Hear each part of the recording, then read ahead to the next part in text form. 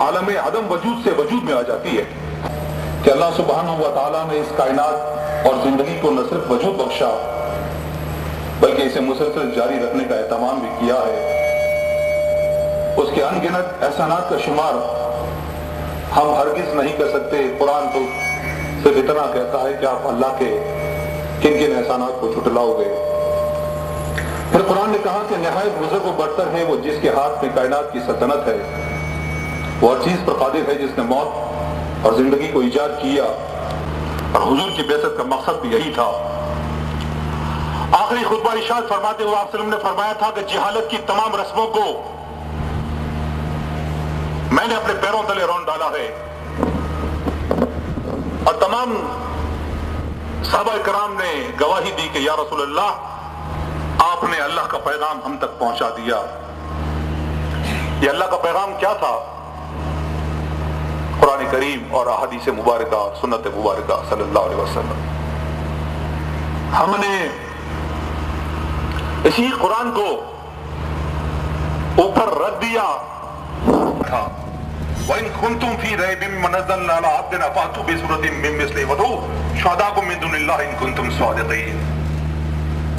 اس قرآن کے مقابلے کی ایک آیت تم لے کر آؤ، اور تم نہیں لا سکتے، اور اگر نہیں لا سکتے پھر اس ڈرو اس دن سے، اس آگ سے جس کا ایندھن تم بننے والے ہو۔ میں آج اس کا تذکرہ نہیں کرنا چاہوں گا، اگر آپ نے وقت دیا اور کبھی موضوع الگ سے دیا کہ قرآن کی کیا سائنس ہے، کہ پہلے لفظ سے قرآن کس بات کو عالمین کے لوگ کس قدر سائنس کو بیان کیا ہے، وہ الگ سے موضوع ہے، وہ آج اس کو نہیں چھوڑوں گا، لیکن ایک بات ضرور عرض کروں گا کہ اس قرآن کو ہم نے ترک کر دیا۔ وہ جو کہا تھا کہ وہ زمانے میں معزز تھے مسلمان ہو کر، تم دنیا میں خوار ہوئے تاریخ قرآن ہو کر۔ یہ زندہ کتاب، یہ بولنے والی کتاب، یہ ہر سوال کا جواب دینے والی کتاب، یہ ایک رہنما، یہ سب سے بڑا کائنات کا معجزہ، یہ ہر دور میں سب سے بڑے تمام تر باعلم انسانوں کے سامنے اس کا ایک ایک آیت اور ایک ایک صفحہ جو کھلتا ہے، کوئی انسان موجود نہیں اس کائنات کے اندر، اس دنیا کے اندر کہ جس کے ایک حرف کو چیلنج کر سکے۔ یہ چیلنج پہلے سے تھا اور قیامت تک رہے گا، اور تمام سائنس چاہے مسلمان ہو چاہے نہ مسلمان اس کے کسی ایک حرف کو چیلنج نہیں کر سکتا۔ اس قرآن کو ہم نے ترک کر دیا اور اپنی زندگی سے انسان کر رہا ہے، وہ اللہ سبحانہ و تعالیٰ کو کچھ بھی نہیں پہنچا سکتی۔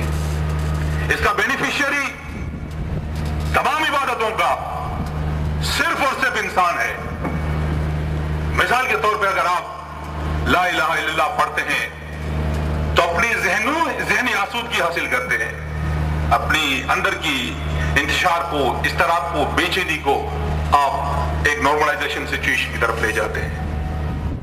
جب آپ نماز پڑھتے ہیں اپنے جسم کی پاکیزگی اور طہارت کے ساتھ ساتھ اپنے جسم کی بھی جو ہے وہ حفاظت کرتے ہیں، صحت کی بھی حفاظت کرتے ہیں، اور اس کا ٹوٹل بینیفیشری انسان ہے کہ اس کی سماجی سوشل لائف جو مسجد کے اندر بنتی ہے اس کا فائدہ نکل توقع کو بیدار کرتے ہیں۔ مووی بنتی بھی جائے گی۔ حضرت ابراہیم علیہ السلام نے اس مقام پر جو کالا پتھر تھا حضرت حاجرہ کو چھوڑ کے چلے گئے۔ حکم ہوا تھا 1500 کلومیٹر دور بیت المقدس میں کہ آپ وہاں جائیں، اس پتھر پر اپنے حاجرہ کو چھوڑ دیں، چھوڑ کے چلے گئے۔ تو پھر کیا ہوا؟ جہاں پانی نہیں تھا وہاں زمزم نکلا، جہاں خوراک نہیں تھی وہاں اونٹ والے آئے، کہا اماں پانی دے دیں، آپ ہم سے ہی خوراک لے لیں۔ اللہ نے وہاں بھی رزق کا انتظام فرمایا۔ یہ ہے وہ توکل جو ایک تاجر اور انڈسٹریلسٹ کر سکتا ہے کہ اس کا مال آ رہا ہے، اس کی انڈسٹری چل رہی ہے، اس کا ٹرمینل چل رہا ہے، اور الحمدللہ وہ توکل کے بغیر جو ہے اسے سکون حاصل نہیں ہو سکتا۔ سلام میں تبدیل کر دوں گا مگر ایک گناہ کے، اور وہ گناہ ہے شرک کا گناہ، کہ اللہ کے سامنے کسی اور کے سامنے مانگ لینا، کسی اور سے امیدیں وابستہ کر لینا، کسی اور کو الہ بنا لینا، کسی اور سے توقعات وابستہ کر لینا، اس کے احسانات کو بھول جانا، کسی انسان کو پیر بنا کر اسے بڑی بڑی دنیا بھر کی اور آخرت کی امیدیں وابستہ کر لینا، یہ اپنے امتحان کا جو دارالامتحان ہے ہمارا، اپنے سپلیمنٹ کو تیار کرنے کی بجائے جو کچھ چاہے کرتے رہو، کسی کو کھلا پلا کر پیر بنا دو، کسی کو بڑا بنا دو، کسی किसी आप गुरुद्वारे में चले जाओ, किसी मंदिर में चले जाओ, उसे पुकार लो और ये समझ लो कि अल्लाह के सिवा उसने हमको अदा। कल की गहराइयों से एक बार फिर मोहतरम बशीर जान साहब को इसलिए भी मुबारकबाद देना चाहता हूँ, अल्लाह ने उनकी कोई नेकी पसंद की है। जो इंसानों का शुक्रिया अदा नहीं करता वो अल्लाह का भी शुक्रिया अदा नहीं करता। खुदा गवाह है, ये बात इसलिए नहीं कह रहा कि बशीर साहब सामने है, लेकिन अब उम्रे से मैं कुछ रोज पहले ही आया हूँ। हरम के अंदर भी, मस्जिद नबी के अंदर भी पता भी नहीं होता था, लाशौरी तौर पर कुछ जहन में क्लिक होता था। और अल्लाह शाहिद है, बशीर जान साहब का नाम ज़बान पर आता, उनकी फैमिली का मैं दुआ करता था। आप भी दुआ कीजिएगा, हजारों गुनाह आपसे और मुझसे होते हैं। अल्लाह हमारी लफ्जिशों से दरगुजर फरमाए और हमारे इन अकाबरीन से।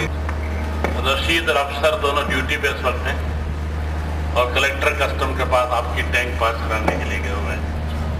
बहरहाल सबसे पहले तो मैं पोर्ट कासम के स्टाफ को, खासकर के अमीजुल्लाह साहब को, अफसर साहब को, उनकी टीम को मुबारकबाद देता हूँ कि इनकी जो लास्ट से ये कारकर्दगी बहुत बेहतर है। अगर फिगर देखने जाएं अगले साल से तो उन्हें थोड़ी सी हैंडलिंग कम की है। इसकी वजह यह है कि हमारे यूसुफ साहब ज़्यादा एक्टिव थे और FNB ने 2,33,000 टन हैंडलिंग की है आपकी आधी स्टोरेज कैपेसिटी में। तो बहरहाल ग्रुप ने एज ए होल तकरीबन 7 लाख टन की हैंडलिंग की है, जो एक बहुत बड़ा कारनामा है। और सबसे बड़ी बात यह है कि पूरे साल में कोई बड़ी शिकायत नहीं मिली है, कोई क्वालिटी प्रॉब्लम नहीं हुआ है, कोई क्वांटिटी प्रॉब्लम नहीं हुआ है, कोई कस्टम प्रॉब्लम नहीं हुआ है। और 95 जहाज हैंडल करना, इसका मतलब ये है कि हो कोई मसला हो तो ये मेरा ख्याल से हमारी फर्ज है कि उसको हम सॉल्व करें।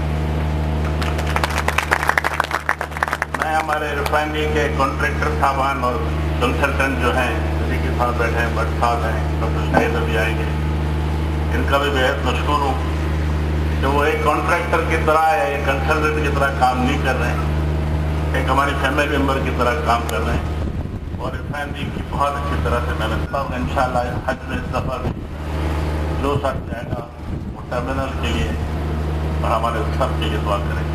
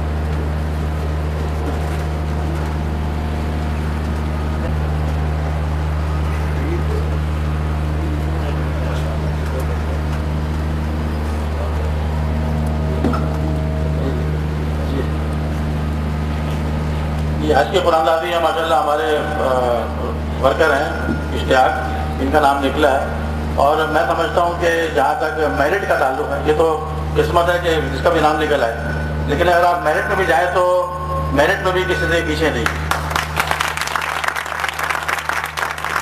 और अगर बेस्ट वर्कर का नाम अगर मुझसे पूछे तो मैं इन्हीं का नाम लूँगा, यही देखा सर।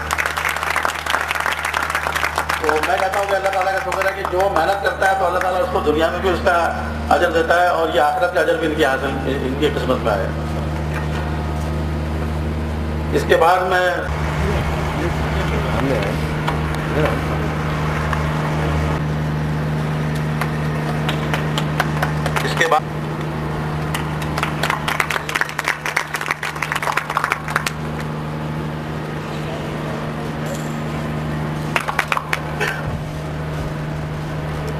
इसके बाद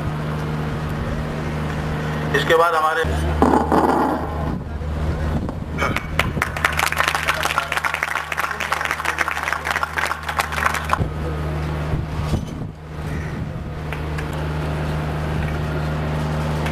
शेर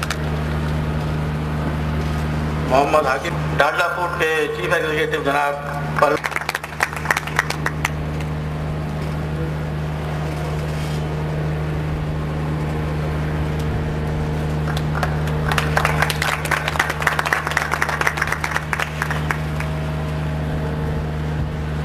اس کے بعد میں زمین حاصل کروں.